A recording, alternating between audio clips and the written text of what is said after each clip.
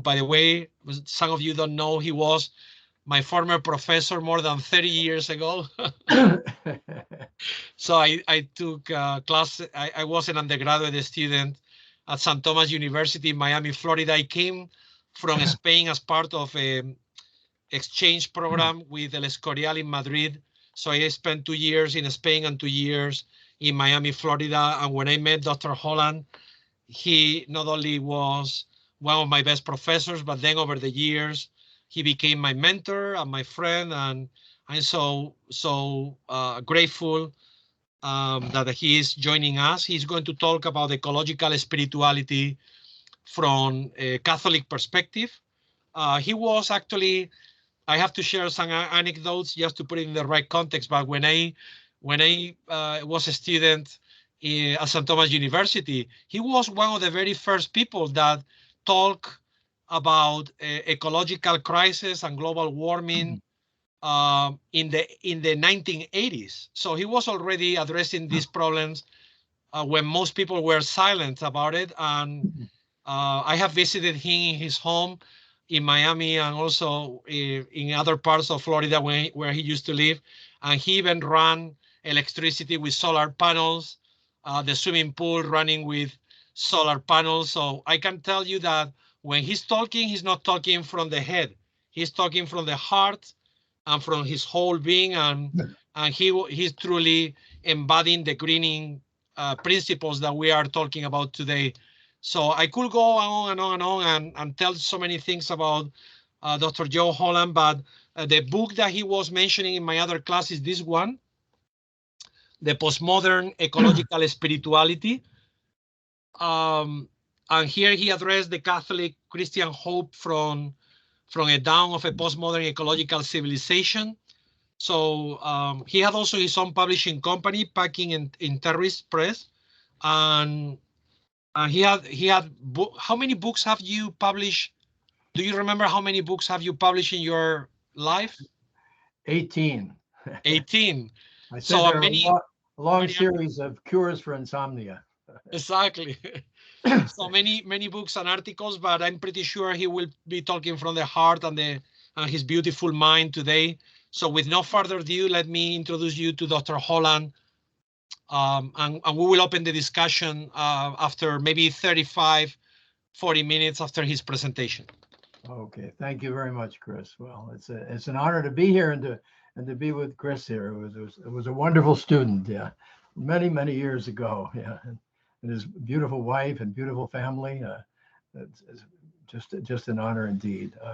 I got into ecology back in the 1970s. It wasn't my doing, but one of the persons I worked with was her husband was photographing or was video recording some of the early lectures by a very important Catholic ecological thinker, Thomas Berry.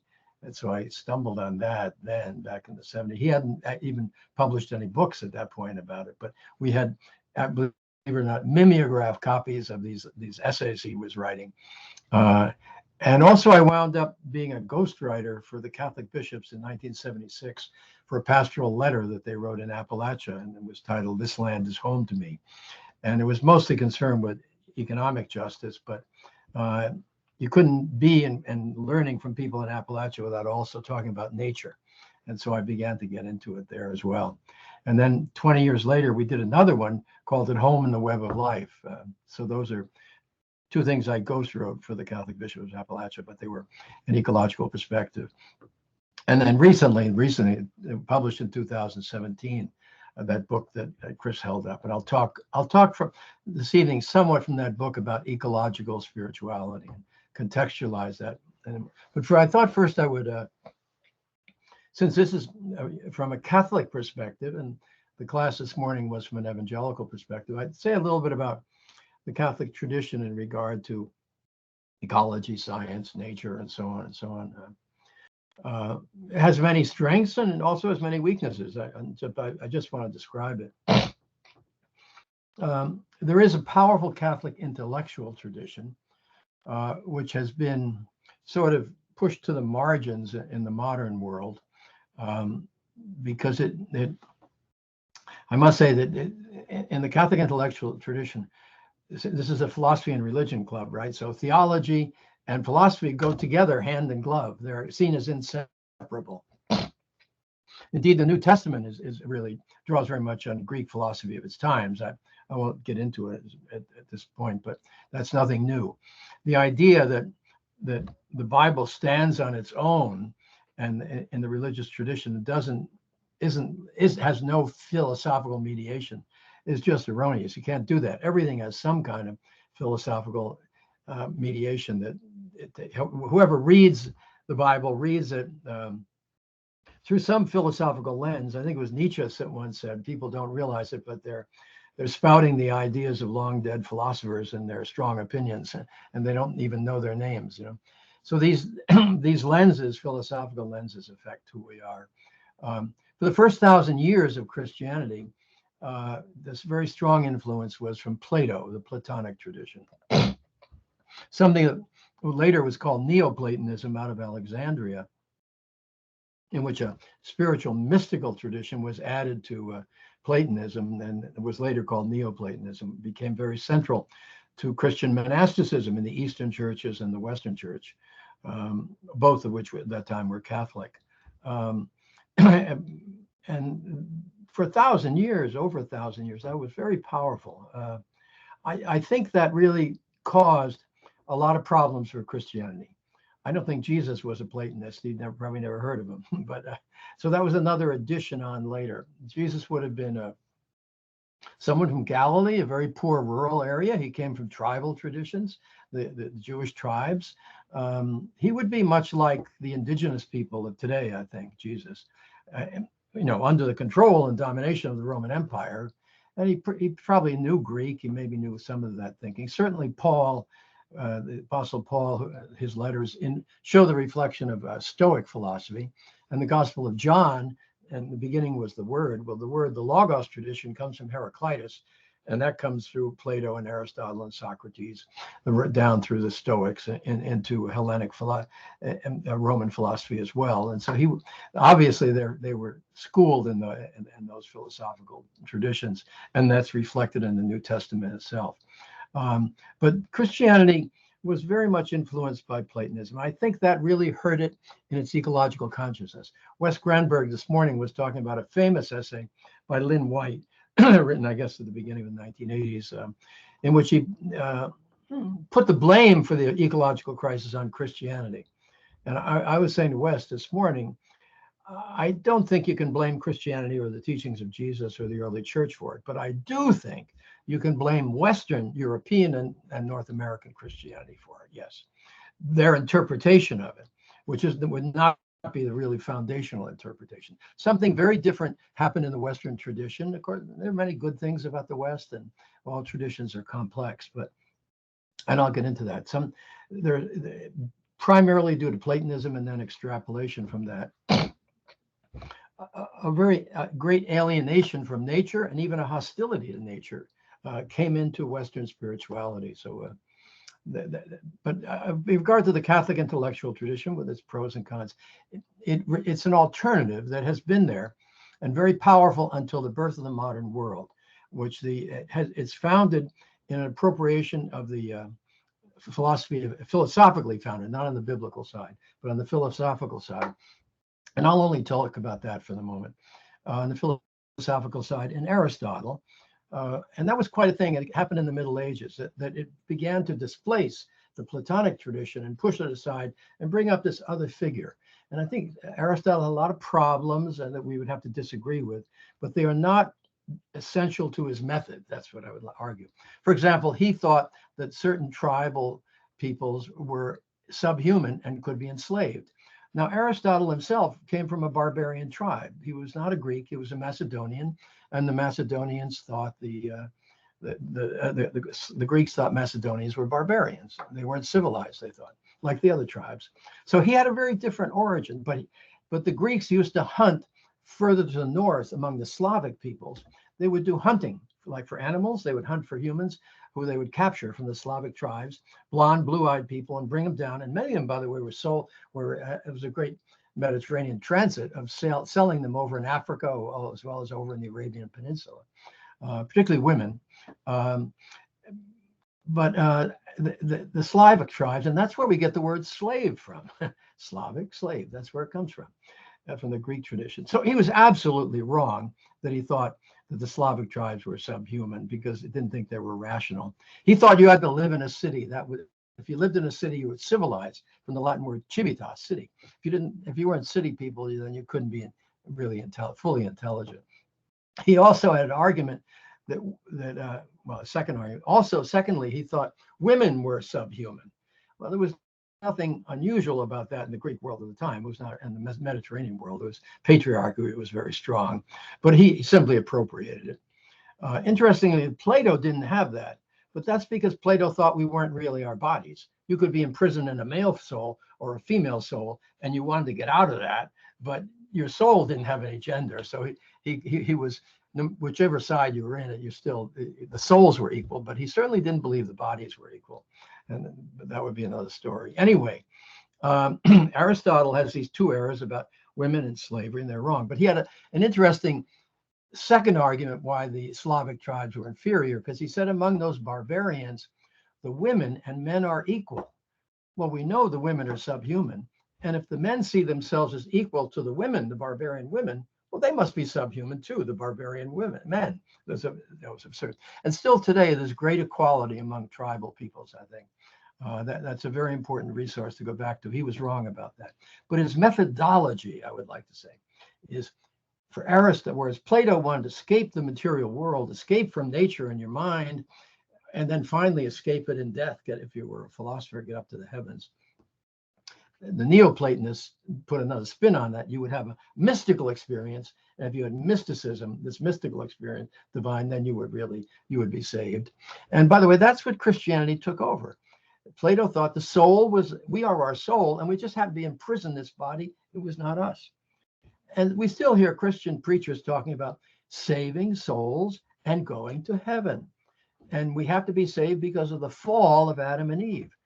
Well, there's nothing in the book of Genesis about falling. If you get kicked out of a garden, you don't fall down, you go out sideways. It's strictly from Plato. Plato thought that the souls were eternal. They'd fallen from the sky and become imprisoned of this muck of the material world. They had to be saved for that. And you would do it, according to Plato, by becoming a philosopher. And that would take about 50 years. And then when you died, if you had become a philosopher, you'd be liberated and your soul would be saved and would go to heaven. And that's what Christian preachers still preach. Jesus would have said, what? He would say, well, what did Jesus preach? First of all, he preached about the resurrection of the body. So it's not about saving souls. Body and soul, they're both supposed to be whatever saved mean. They're both supposed to be saved. And he also preached of a renewal of the heavens and the earth. So the earth is supposed to be saved. So Western Christianity, with some of it in Eastern Christianity too, but they had deeper roots in the tribal traditions. And they didn't have the Western imperialism to impose it over their Christianity. But so Western Christianity came in this uprooted, individualistic, super spiritualized, unembodied form of understanding of the teachings of Jesus, which was completely untrue. He did not preach save souls in order to get to heaven. That is not what Jesus preached, okay? He preached the renewal of the heavens and the earth and the resurrection of the body. So it's all together in this material process as well. So I just want to point that out. In the 13th century, Thomas Aquinas in Europe leads a renewal of Catholic thought out based in the University of Paris for the Catholic intellectual tradition, created the modern university system. The Sorbonne was a papal university in Paris. Oxford and Cambridge were run by one by the Franciscans and the other by the Dominicans. All the universities were Catholic universities, mainly with papal charters from them.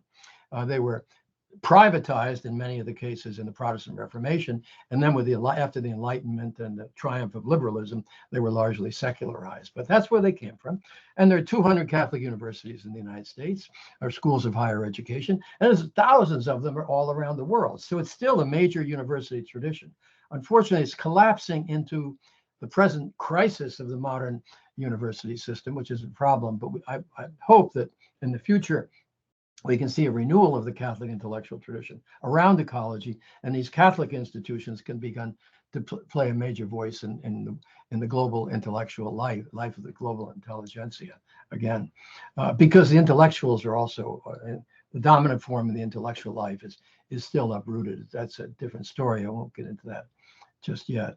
But it's interesting to see where Thomas Aquinas got his Aristotelianism from, as I mentioned this morning, from where Chris grew up in the south of Spain. And it was under the control of 800 or 900 years under Black Africans. And it was a brilliant and highly intellectual civilization, Spain. The Russian poet Pushkin, who was of African ancestry, used to say, Africa stops at the Pyrenees, he said. And it's interesting, in Puerto Rico, where my wife is from, there was very little slavery because there weren't any plantations. It wasn't very important to Spain. It was 100 years when a Spanish ship never even went there. And yet, when they test DNA in Puerto Rico, first of all, they're finding out this enormous amount of indigenous Taino DNA among the people still. But secondly, there's a lot of African DNA, but it's not from Puerto Rico. It's from Spain. So the Spanish population was already heavily mixed and very at home. They could be terribly cruel, but the Spanish were nowhere near as racist as the English. They were not. They had slaves and they had black mistresses, but they also often would bend over backwards to get privileges for their enslaved children. Famous story of Martin de Porres in Peru, who became a Dominican. His father was an officer in the Spanish army, high-level officer, and his father's mistress was an African woman. They were actually very close, and he joined the Dominican order, Martin de Porres, and unfortunately, by Catholic law, if you were African, you couldn't become a priest. However, you could get a dispensation, and the father worked very hard to get him a dispensation in Rome and got it. But Martin de Porres, in a kind of resistance again, that refused to be ordained, and he remained a brother, which of course that would be closer to the way of Jesus, I would say, anyway. But the Spanish tended to intermarry very easily in the Americas. And for example, in Puerto Rico, we have black and white with those two words here. There's about 16 different words for skin color in Puerto Rico, and I'm sure in Spain too, Chris. And so it is. And my wife grew up there in a very upper middle class family, and the family physician had a daughter there, same age, they played together. They did not realize that she was white, that my wife was white, and her best friend was black until they went to school in the United States and suddenly realized there was a difference. I mean, it'd be like having different color hair or something, or different color eyes. I just never averted to it, completely unaware of it. Class differences, yes, class differences, but race differences were not. There certainly were there, but there were nothing like we had here. So anyway, coming out of the south of Spain, the Archbishop Raimundo in Toledo brought together a group of scholars, Islamic, African ancestry intellectuals, Jewish intellectuals, and Christian intellectuals, including Irish intellectuals, who were playing a big role in the renewal of learning all across Europe. And because the Irish knew Greek, and it was very important. And they translated the Arabic translations of the Greek texts of Aristotle into Latin. And that's what brought Aristotle back into the West, who had been lost. And Thomas Aquinas studied at the University of Naples under an Irish scholar there, Celtic scholar, and he brought it to the University of Paris, which was the preeminent European university, and it spread all over. So at that time, the Catholic tradition intellectually has been rooted in Aristotle, not Plato. However, the Catholic spiritual tradition has remained Platonic. And I could say a lot more of that, but there's kind of a schizophrenia there that I think needs to be examined. Now, recently, Pope Francis wrote his encyclical Laudato Si on care for our common home, grounding it in the spirituality of St. Francis of Assisi. And I won't say a lot about the encyclical, but it's a wonderful, wonderful thing, a wonderful document, and I really recommend reading it. He published it in 2015. I started writing my book, Postmodern Ecological Spirituality, in 2014. I didn't know he was going to write this. I had it mostly written by then. It took another 18 months to kind of get it published, and it was published in 2017 about spirituality. Now, let me jump now. Let me jump to that, and I'll jump to that book. And I have Chris told me I had to make a little PowerPoint to do this. So I want to, and Chris, you got to remind me again. I got to go to, where do I log on to do the PowerPoint? The The three PowerPoint, you dots? go share content, Okay. And which is that, the arrow pointing up. I am not. Is next to leave, between leave and micro, where you mute it. There is an arrow. Yeah, that's gone. And let's see. Oh, yeah, I see. Oh, sorry. I'm looking. That was on the top before. Okay. I have the mute. Oh, there's the arrow. Okay, share key. Okay. PowerPoint. Okay, now I have to get a PowerPoint. I have to browse, right? Okay. Upload from my computer. Okay, I'm gonna have to do a little searching here. Okay. PowerPoints. Ecological spirituality. Let us hope this works. Okay. There we go.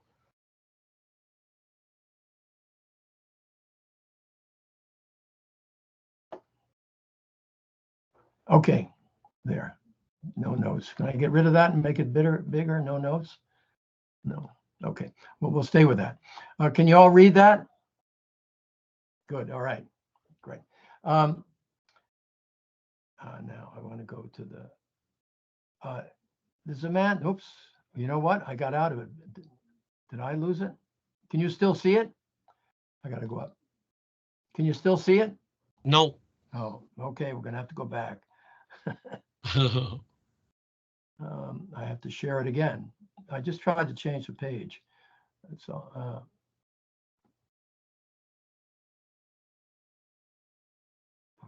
Desktop window.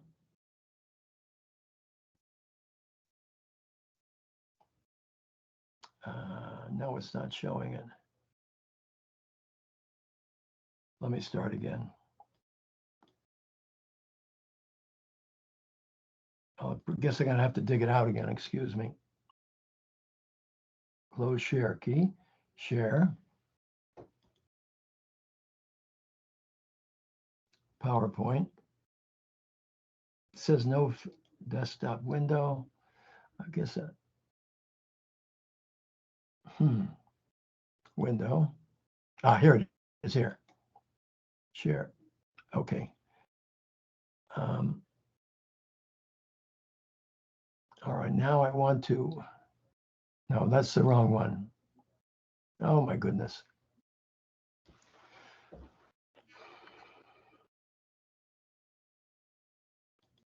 Share window. Open share tray. It says no files available. Well,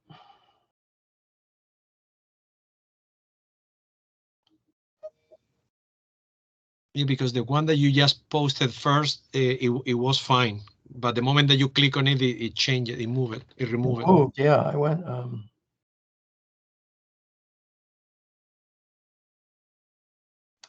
Well, what I can do is maybe share the window with you. If it's showing my window of the screen, I can put it in that screen and share it. Let's say share screen, desktop window, Microsoft Edge window. Oh my gosh. Well, we're gonna have to do without it, I guess, because it'll just take too long. I don't know why in the world it disappeared. Share. Wait, here's share. No. PowerPoint presentation. No. I'm going to close it out. Anyway, all right. I wrote this book, Postmodern Ecological Spirituality, and it came out after the encyclical, but it was not influenced by it. But the encyclical is wonderful, and I'd like to mention something I mentioned this morning. A man named Willis Jenkins, who taught at University of Virginia and Yale, who is from West Virginia, I believe. He discerned in an article he wrote 3 kinds of approaches by Christianity to the ecological question. One is called eco-stewardship, and that's the dominant one. The second one, eco-justice, And that's a very good addition because it links it with the social justice issues. Now, Pope Francis has both in his encyclical. Clearly, the subtitle is Care for Our Common Home, is clearly a stewardship model. But he has a second doctrine within it called integral ecology. He says the social justice question, the social struggles, cannot be separated from the ecological struggles. They're both intertwined. And he calls it integral ecology. So that he's got that. The third one that Jenkins mentioned is called eco-spirituality. And he rightfully associates that with the Eastern churches. They know, and eco-spirituality means that we meet the divine revelation in nature, in the cosmos, in creation. That's an ancient spirituality, as Wes Granberg mentioned, that goes back to the pre-Roman time, pre-imperial church there. And it certainly would resonate with the indigenous people. He referred to it as panentheism that Chris writes about quite a bit, meaning that God is not that God is all, which is pantheism, but God is in all. Okay, so this book of mine is about eco-spirituality. So what it means is that, let me add something additional from the early church that also carried over. The early Christian thinkers said that the Creator gave us two books. The second book is the book of the Bible. The first book is the book of creation. Even Augustine, a very Platonic thinker, held that the two, and we need to read the two books together. We need to read the book of the Bible against the horizon of the book of nature, because both are revelations.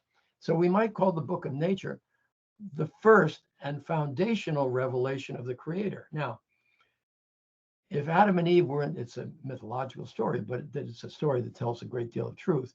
If they were the first humans are about, hominid types are several 100,000 years old. We know planet Earth is 6 to 7 billion years old. The universe is between 13 and 14 billion years old. So there was a lot of time with no sin in the world. Does that mean it had no spiritual meaning because a Redeemer hadn't come? No. Traditional Christianity always understood that nature was a first form of grace, and the second grace was to heal any wounds that it had within it, and in fact to further spiritualize it, further divinize it. The Reformation tradition set up an antagonism between grace and nature. Catholicism kind of had a hierarchical one, just like patriarchy, but saw them together. But Thomas Aquinas had a wonderful statement. He said, "Gratia perfecit naturam," grace perfects nature.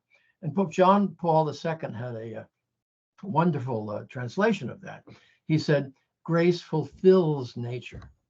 It's a difference between if you were sick and they gave you an antibiotic and these poisons went in to poison the germs within you. The other way would be a natural healing if your body's immune system became strong enough and you healed from the inside. The first is the Protestant understanding of grace. The second is the Catholic and the Orthodox understanding of grace, that you heal from the inside. Everything, and there's still goodness within us and goodness within creation. That leads, because if it's goodness within creation, then the relationship between philosophy and theology is symbiotic, or the relationship between religion and science is symbiotic. There's not an antagonism. It's not sola scriptura, the Bible alone. No, the Bible must be read with creation. And religion must be read with science, and theology must be read with philosophy. Otherwise, you get some kind of distorted thing which is not faithful, not truly faithful to the tradition. And that, I think, now in the Platonic reading of the European West, they did hold them together, but one was inferior and one was superior. And eventually you're going to be like a rocket ship and take off and leave planet Earth and go to the heavens. So that wouldn't hold. However, the Roman Empire did two things. It had that Platonic spirituality. Also with Constantine in the 4th century, when the church became Roman and imperial and Catholic, kataholos, according to the whole, it established this clerical hierarchy. We have people we call clergy. In the New Testament, the word kleros, from which we get the word clergy, means the people of God, which is the same as the laos, the people of God. But they introduced a distinction between the select, and means the select ones, kleros, but that now only the ordained would be select, because they would be empowered by the empire to belong to the clerical class that was occupied by the pagan Roman imperial priests, who had special privileges and who ruled religiously over the laos. So now the Catholic priests and bishops rule over the laity. So you get this hierarchical subordination and domination of the laity by the higher kleros. But then Benedictine monasticism comes along and has this Neoplatonic split, that those in monasticism are higher and spiritual, and those in the lower way are secular. Now, the Latin word saeculum means ages, cycles of ages, but it comes from the Latin word saequus, which means sex. The lower world is the sexual world in Platonic understanding of reality, because it is subject to decay. It's inferior. People die, and you have to have reproduction to keep it going. So sexuality is a sign of deficiency, whereas the higher beings in the higher spiritual world of the heavens, according to Plato, are eternal. They're perfect spheres. They have no imperfections. They don't need to reproduce because they don't die. So you get this Platonic dualism in the clergy and the laity. That's the first alienation from nature. Jesus would have said, "What in the world are you talking about?" He wouldn't have understood that at all. And nor would the early Christians have understood that. And then you got the second dualism of ruling over the laity by the kleros there. Nonetheless, because in the classical mercantile colonialism, imperialism of the Roman Empire, and up until the Industrial Revolution, all colonialisms, they didn't really disturb the ecosystem, and they could kill peasants, but they still needed the peasants to keep everything, the farming systems running. And the peasants were the heirs of the tribal people, and they still kept the old spirituality alive of nature, animism, which was a good thing, that God was present in all aspects of nature. So the tribal spirituality still remained foundational. It's still foundational, always, I believe, remained foundational for humans in that period. Because they couldn't, but with the Industrial Revolution, they could overpower nature. Now, the prejudice against nature from the classical Catholic tradition, coming out of the Reformation traditions, they had a doctrine of, among some, not all, but among many of them, total depravity. That sin had totally depraved nature, and there was no goodness left in nature. And it was only the Bible and only Christianity that could do that. Catholicism historically always welcomed tribal religion into Christianity, and the Europeans. I mean, the Christmas tree was some kind of German tree god. Lent was a pagan Greek festival. Easter, Ishtar, comes from the mother goddess of the Middle East, and so on. Always thought all these religions of the world were from God. And of course, just as we take all of nature, water and wine, bread and wine, water, and we make it and we bring it into our worship. We bring all the good things of all the religions into Christianity, and it'll be different in different places, depending which tribes are integrated. But with the Protestant Reformation, which, by the way, I don't want to blame the Protestants. It was late medieval Catholics who created the Reformation, and the Reformation's ideas came out of this late medieval Catholicism. So it was coming. This is a new stage in the development of Catholic distortions, I think, that creates the Reformation. And so now it becomes grace against nature and civilized people against the others. And you get the Industrial Revolution, and you attempting to replace nature now by technology. And then eventually it all gets secularized, and the technology now becomes kind of a god, and the technology is going to replace nature. There's one other mainstream for it as well, I think. And let's see what time it is. Yeah, okay, we have a little more time. About women. In classical aristocratic society, in regard to education among the different classes, there was kind of an equality between women and men, because among the tribal people and the peasants, they had their own traditions of education, those schools, but they learned great skills, enormous knowledge they had about nature and craft work and so on, and healing. And both sides learned it. Sometimes they had a division of labor among them, but both sides learned all the knowledge. And among the aristocracy, they brought in tutors to teach the children. And generally, they would teach the boys and the girls as well. And some of the girls, would grow up, and they were quite well educated. We get people like Hildegard of Bingen and so on, very well educated women out of that. However, in the late medieval period, high medieval period, the Catholic university emerges all across Europe. And this is being created by new early bourgeois forces, urban, early capitalist forces, you might say, the merchants and the bankers, in the cities. And guess what? They don't let the women into the university. Okay. Now and that continues, and the women were not even allowed into the university until the late 1800s. And even then, very few got in. It's really only in the last few decades that we've had an explosion of women at the universities. I'm still teaching part-time since I retired in our law school. I have a third-year law school jurisprudence course. And guess what? There's 16 students in it. How many you think are women? How many you think are men? On average, for the past 3 or 4 years, it's been between 2 and 4 men and between 14 and 12 women. It's amazing, the exploding, rising energy of women. Now we've got to reach a partnership level, but one's going to come down and the other's going to come up, and we hopefully will meet in the middle. But just imagine early universities beginning in the 1100s for over 1,000, almost 1,000 years, 900 years at least. Women are excluded from shaping all the disciplines that shape the entire civilization: science, engineering, humanities, and so on. Everything. There is no presence of the feminine imagination. I don't want to be absolutist or essentialist. Gender is a spectrum, but there are clusters, aggregates that are very strong in them that we could use symbolically, male and female. And we know that the female imagination is much more circular, and relational. And we know that the male imagination is much more linear. For example, males tend to have more telescopic vision, like looking at a target. Females have much more broad vision. They have much more synaptic connections between the two sides of the brain. They can maintain many simultaneous conversations at once. Males can't do those kinds of things.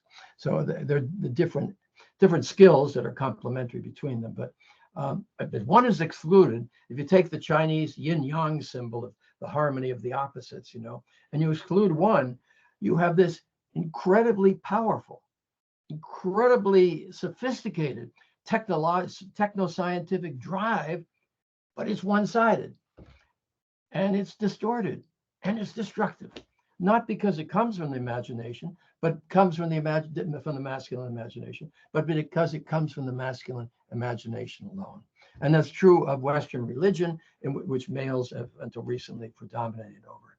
So that, I think, is the heart of the ecological crisis. And now I want to say this, now we have reached, because of the tremendous developments of our technologies, we have reached a climax point, very fitting for male sexual imagery for where it's going. They speak of the hard sciences and penetrating and driving the technology. And now it comes to a climax. Well, what comes after the climax? Collapse. And that's where we're headed. We have created technologies that are now increasingly destructive. They are so destructive that they can destroy the biosphere of the planet. And they can do it rapidly by nuclear warfare, or they can do it slowly but inexorably by ecological devastation. And there is no alternative. We are headed for enormous traumas. It is now necessary to reconstruct human civilization from the ground up, from its spiritual roots, from its philosophical roots, and it has to be in the mutuality of co-creativity of the enormous spectrum of male and female must shape to it. Probably most of our institutions will not make it. They'll probably break down, but we have to create new forms of the old institutions. That's what happened after the fall of the Roman Empire. And it was a tribal peoples, the Celtic Irish tribes, who were enormously sophisticated because the Druids were who the Celtic Christianity built upon. And they were the indigenous people of all of Europe. Julius Caesar wiped them out, most of them out in the continent. But after the German tribe came and destroyed the Roman Empire. Then the Greek, then the Celtic tribes, mainly from Ireland, but also the Celts of England and Scotland, came over, and they began to, and they had a rich intellectual tradition. They were never conquered by the Roman Empire. They were never influenced by the imperial church, and they had never lost their Greek as well as their Latin. They were very sophisticated, and they refused to have cities. All the Irish cities were built by Vikings. They came and they re-evangelized and they rebuilt Western civilization. So I mentioned this morning, Vienna in Austria, that far east, was built up out of a Celtic village into the city of Vienna by Irish Celtic scholars. They were great scholars, and they rebuilt Western civilization. The Benedictines then came and took it over and imposed the Roman imperial ways of the Roman Church on them. But I think we need to just speaking now of, say, Catholic Christianity or Christianity generally, we need to reroute Christianity back into the spiritual wisdom of the tribal peoples, and then we can build on all the wisdom of the classical and the medieval and the modern. All the good insights can also be incorporated, and then advance ahead into the electronic revolution. But the foundation must be a retrieval of the ancient tribal traditions, and that's why I predict that the leadership in the world and the leadership in Christianity will be, and already is beginning to come, from Africa, which is the source from which all humans come, I think, and also from indigenous peoples all over. But in terms of the West, I think the retrieval of the Celtic traditions will be equally important, and also the Slavic tribes and the Germanic tribes. By the way, the Irish were able to convert the German tribes very quickly, whereas the Latins and the Roman Benedictines had tried to convert them, and they couldn't get anywhere because they wanted to make them Roman. But these were Irish tribal people who had already been Christianized, coming and meeting other tribal people, and they quickly got together, and they made a new form of Christianity in Western Europe as well. So I'm sorry I don't have all the pictures to share with you that I had in my PowerPoint, but I hope that will be of some help to you. Okay, we could stop there, and if you have any challenges, questions, or anything, we'd be happy to dialogue with you. Thank you very much, Dr. Joe Holland. This is time to have any questions, comment. What I will recommend is to make sure that you just click on the icon for raising your hand, and whoever goes first, you got it. So any questions, comment, thoughts? By the way, yes, in between, I see one hand already from King. There are many books published on these topics that we were referring to in our previous guest speaker. Also from the Jewish faith, this is a wonderful collection of volumes on the Torah of the Earth. It was published by the famous Jewish scholar Arthur Waskoff. So there are 2 volumes of Torah of the Earth. This is very important because, of course, many people in Christianity don't know that many of the teachings that we inherited came from the Torah, right, from the Jewish sacred textbook. So this is a wonderful collection from ecological perspectives in the Jewish context. We also talk about the cosmic Christ, right? Matthew Fox, of course, tried to recover this through his creation and spirituality. He actually wrote a book recently on Thomas Merton, A Way to God, Creation and Spirituality Journey. There are many books published now on ecotheology, right? This one is by David Holman. This is actually my copy of Laudato Si from Pope Francis, the encyclical in Spanish. So I got it in Spain in my last trip. This one, this goes hand in hand with the comment that Reverend Wes Gramber Michelson made about the Bible being green, and that's true. The Harvard project shows that almost 65 to 70% of biblical passages are green. This one is actually called the Green Bible Devotional. It's a book of daily readings with passages that are actually dealing with animals, creation, you name it. Everything is biblical. Embracing Wholeness, an Earth Perspective. So again, many books. This is by Jessica Stone Cipher. And then, of course, Dr. Holland knows, he knew Thomas Berry. He was a friend of him and a friend of St. Thomas University. There are many books published by him. This one is a good one, Befriending the Earth, A Theology of Reconciliation Between Humans and the Earth. He was co-author with the Jesuit Thomas Clark. And then, of course, many years ago, also I used this book, Christian Faith and the Environment by Brennan Hill. But yeah, as you can tell, I'm just trying to give you a little bit of the flavor that Christianity have addressed many of these topics for the ages, but especially in our modern context. Of course, we saw a split, and now there is a revival and a new way of doing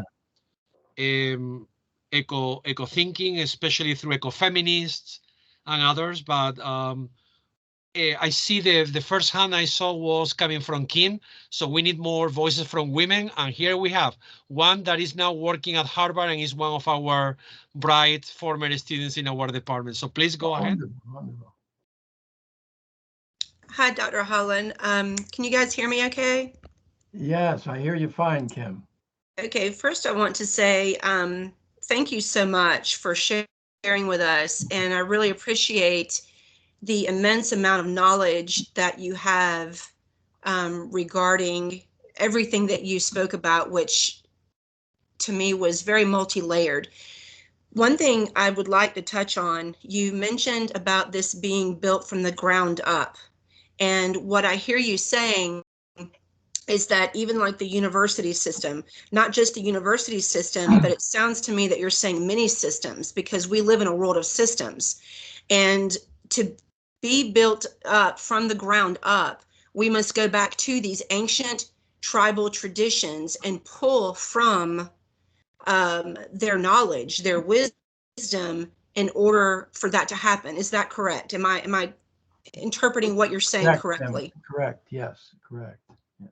And so in the university system, I obviously am a non-traditional student. I raised my children for 20 years and had this crazy idea to go to college at 43. And I graduated in May. And as Dr. Sarampagan said, I'm now working my way into Harvard. I'm on my third class. Great. And working in my master's. And one of the things that I find is that I'm very much drawn to origins, how things began, the root systems. Right now, I'm working on a research paper where I'm doing a comparative analysis between on sound and how sound has created all things and is in all things. And I'm looking at it from an ancient Jewish perspective as well as an ancient Hindu perspective. And so I'm seeing a relation between what I believe that you are saying and also what I seem to be drawn to within the university. So with that said, would you say that in the university system, for there to be this rebuilding of the ground up, that we need to begin to embrace some of these ancient traditions, even within the university system and academia? Oh, yes. Yeah. No, I don't know whether they'll make it or not. I mean, I think what's happening, all institutions are presently dysfunctional. They're good people running them. It's not their fault, but Right. they're all becoming increasingly, when you go into a crisis of civilization, institutions harden and they also become brittle. They break, Right. as they harden. That's what happened with the Roman Empire. It became more and more authoritarian. We see the same thing in political society, hardening and brittling, and it may be that they'll break, a lot of them at crash. They won't survive the traumas that we're going into. But yes, I think we must go back to those roots. And we have, I have a long section on the university in my book, and I'm writing another book about the philosophical grounding of modernity, the errors in it, in which the university is, and Tom Berry said this too, the key institution, because it trains people in all the professions. It's a source of the replication of the misguided, I call it the misguided cosmology that misguides all people. So yeah, but recovering those ancient traditions, and that's why I think what's happening in Africa today is just extraordinary. the rebirth of knowledge and tradition. And I mean, I spent some time in Africa, and we used to have a PhD program in our university. We had a lot of African students there from, especially from Nigeria, but also from Kenya. And they're willing to take all the new traditions, but they remain rooted in their own legacy. And I think that's very promising. I think it's going to be very difficult for Europe and North America. I have much more hope for coming out of Africa, Asia, and Latin America for new things to come, because there will be some kind of a breakdown. But yes, going back to those roots is very, very central. And I see them, by the way. I had a whole chart on this. It's in my book. I wish I could have shown it to you, but we tend to see these things as linear, the stages, and the new replaces the old, but I call it a spiral, like the rings on the trunk of a tree. Every time a tree grows a new ring, the old ones are still there, functioning, nourishing the tree and keeping it alive, So that I think we never really left our primal tribal origins. They're still in the equivalent of our consciousness's DNA, It's still there. You can't do it without them, I think, because that's the foundation.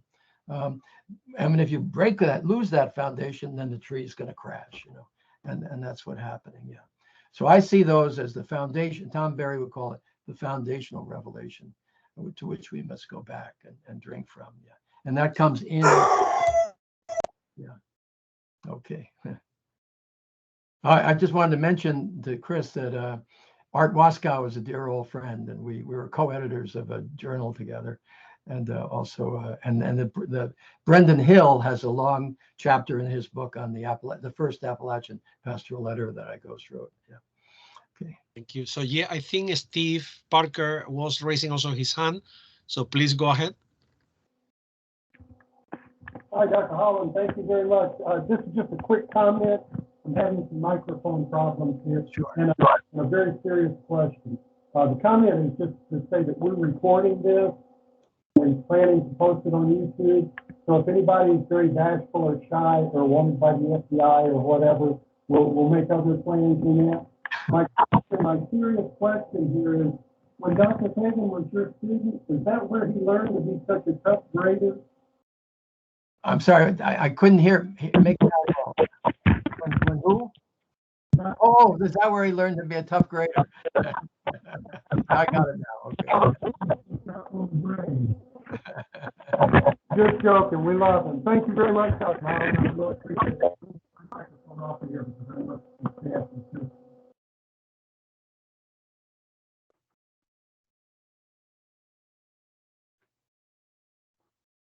So any responses or any comments?